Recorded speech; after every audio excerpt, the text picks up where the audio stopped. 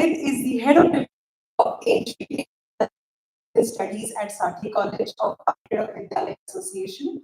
He has 22 years of teaching experience at the undergraduate and postgraduate level. Dr. Pandit is trained archaeologist and has numerous research publications in his name. He has published more than 60 research papers in the national and international research journals. He has authored 9 books. He has also contributed as a columnist in Lokmat and Maharashtra Times. He has worked as a consultant to the Ministry of Culture, the Government of Maharashtra, the Government of Odisha, and the Government of Bihar. He was awarded the Bellona Brussels Fellowship for the joint project between the University of Brussels and Sante College. Dr. Pandit has completed various research projects funded by the University Grant Commissions, the Ministry of Culture, and MMRDA. He has primarily contributed to the fields of Buddhist archaeology, urban archaeology, ancient Indian art and architecture, cultural heritage and tourism. He has worked on various committees of the University of Mumbai, Punyashlok Ahilyabai Holkar Solapur University, Tirak Maharashtra Vidyapith, and the Deccan College Deemed University. He has been recently invited by the editorial team for a book on urban centers on Silk Roads, constituted by the UNESCO to contribute an article on the cultural heritage of Mumbai. And that's just the short bio.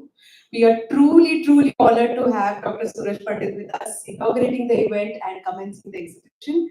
Without further ado, I humbly request Dr. Pandit to please come on the dais and share a few words with us.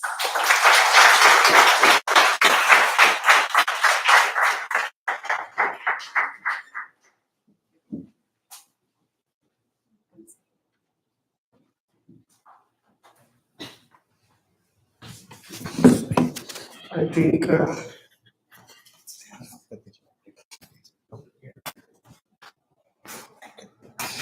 think listening to my own introduction, I'm like after that I'm tense because it's kind of a performance anxiety, Like अपेक्षा वाढतात आणि मग गोची होते.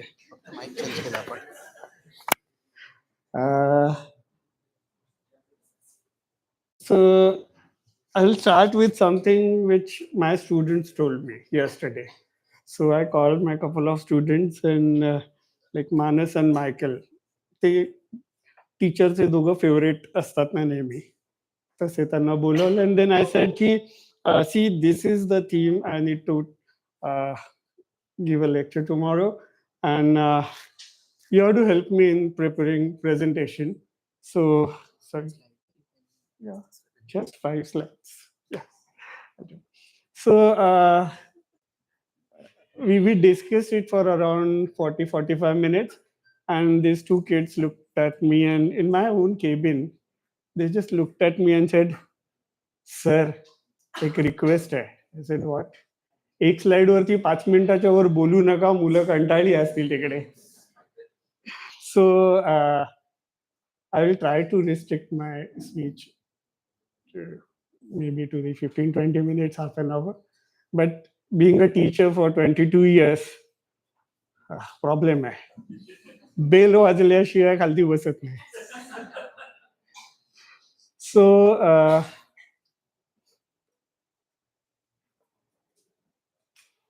firstly, like in the beginning, let me thank all of you, your teachers, and all these nice kids who have been working effortlessly for like so many years.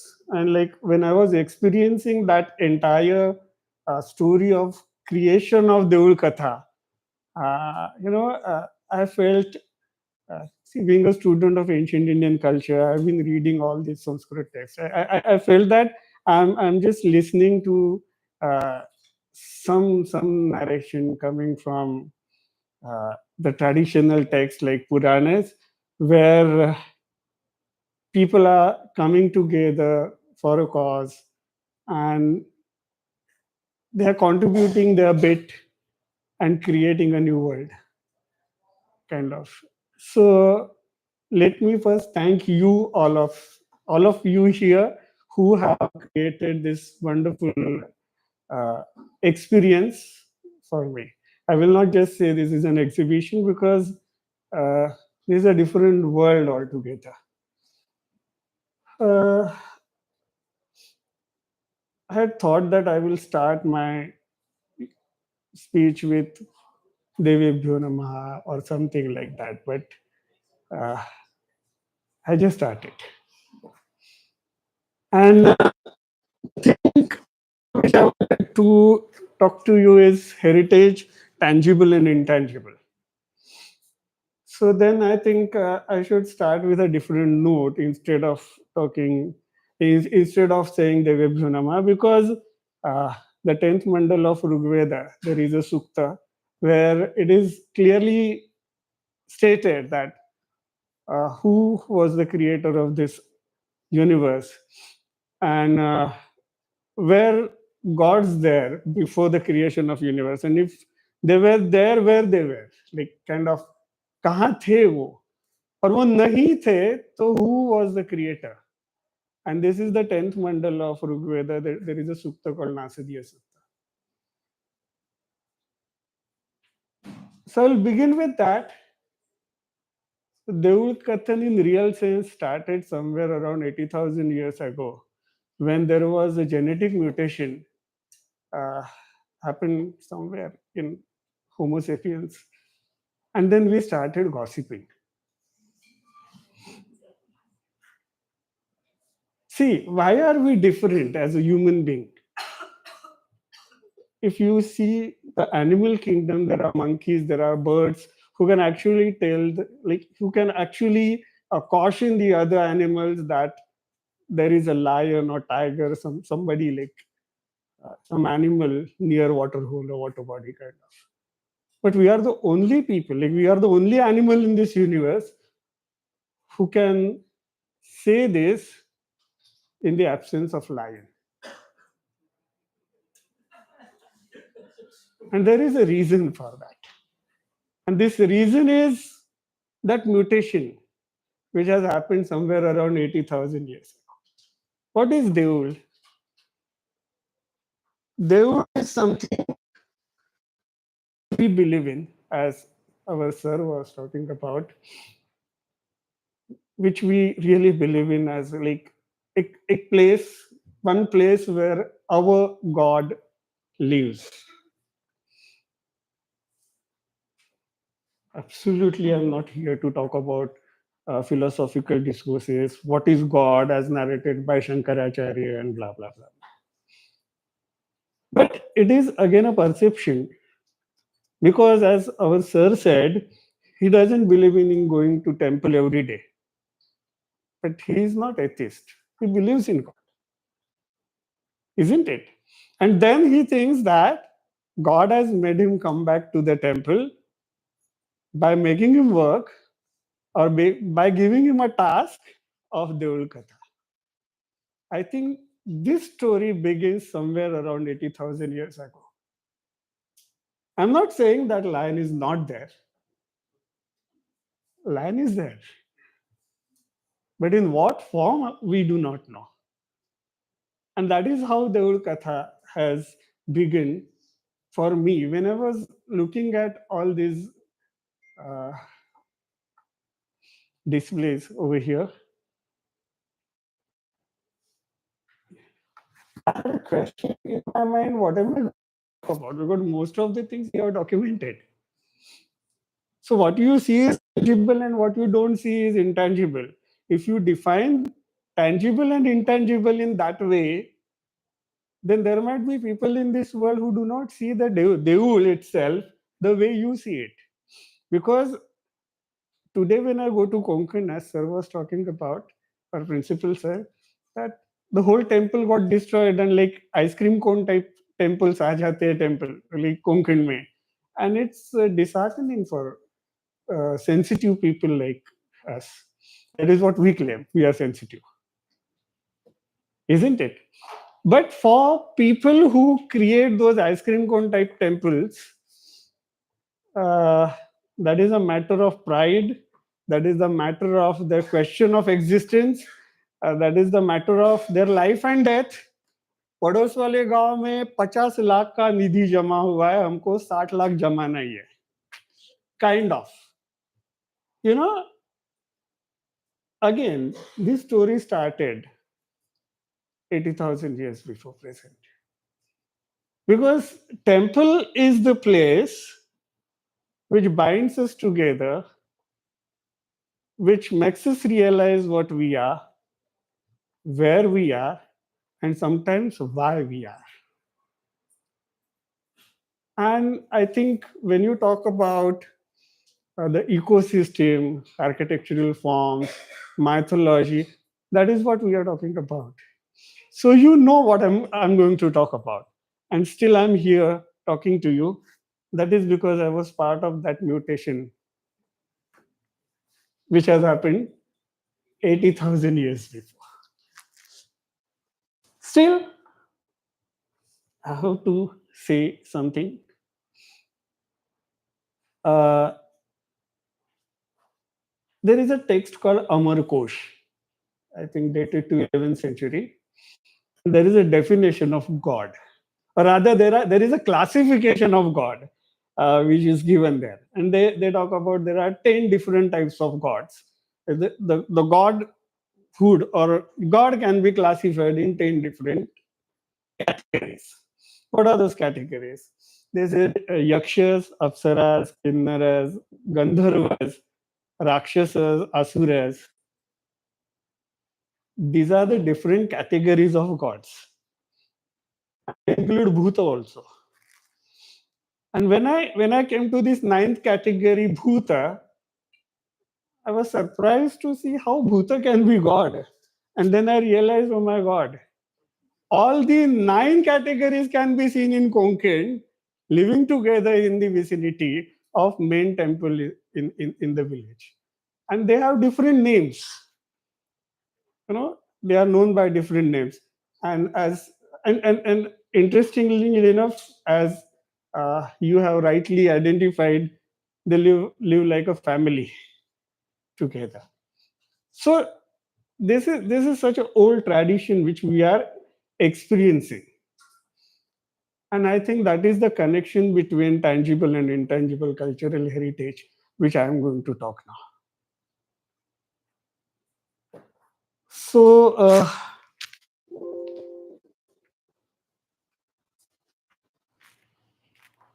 thank you.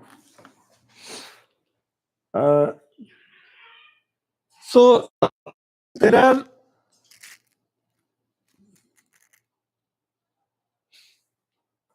four different landscapes in which not the landscape is again not the uh, in the same context what architects use the word. Landscape is Oxford Dictionary Major Landscape Vadathan, and that is I'm using. So there are four different natural contexts in the form of landscape which we have in Konkan. And first is the shore temples. Second is temples on the hills or hillocks. Third is in the context of forests.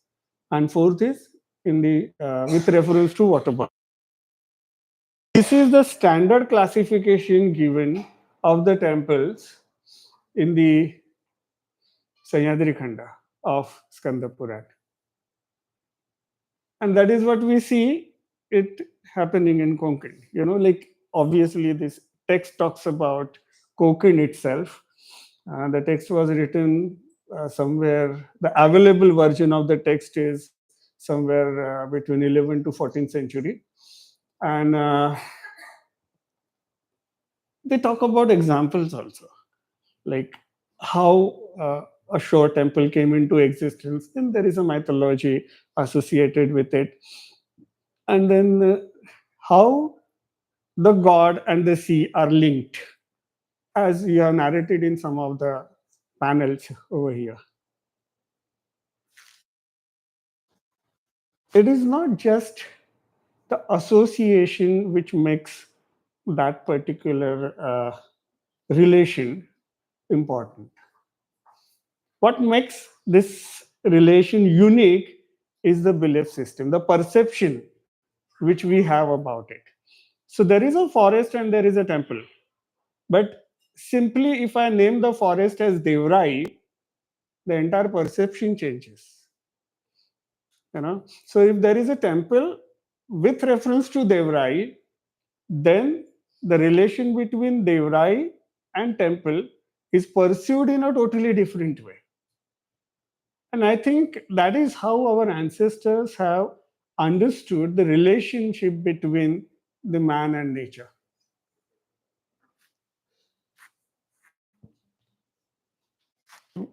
Sorry.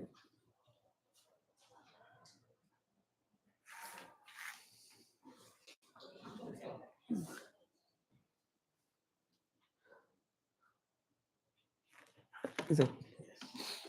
Uh, can we just move to the next slide?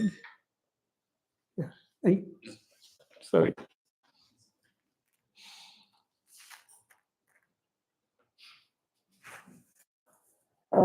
This entire perception of the landscape, which changes the relation between temple and the landscape, is identified as the process of deification or the process of sanctification of the landscape. It is very simple. So, this is another model in cultural anthropology which we apply to understand what the temple is. And that model is the process of deification or sanctification. So, as a model, there is a basic concept that the deification or sanctification happens because of its association with gods, demigods, mythical heroes, and historical kings. These are the four ways in which sanctification takes place. So, if we look at the display over here, there are stories associated with gods like Parshuram. There are stories associated with Chhatrapati Shivaji Maharaj. See, Shivaji Maharaj might have not visited the temple, but his association with the temple makes the temple, you know, and that is the process of sanctification and deification.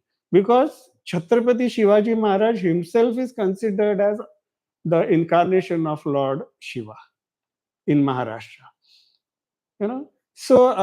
If you visit any temple in Konkan, it is either associated with this Parshuram or Shivaji Maharaj or Pandavas or Ram.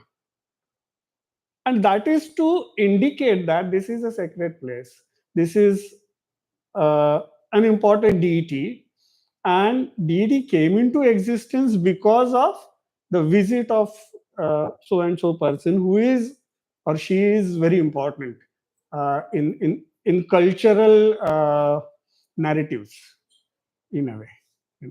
So most of the perceptions which we establish between the landscape and the temple and the architectural form is primarily by creating such intangible heritage, which is over the period of time documented as mythology in Puranic literature.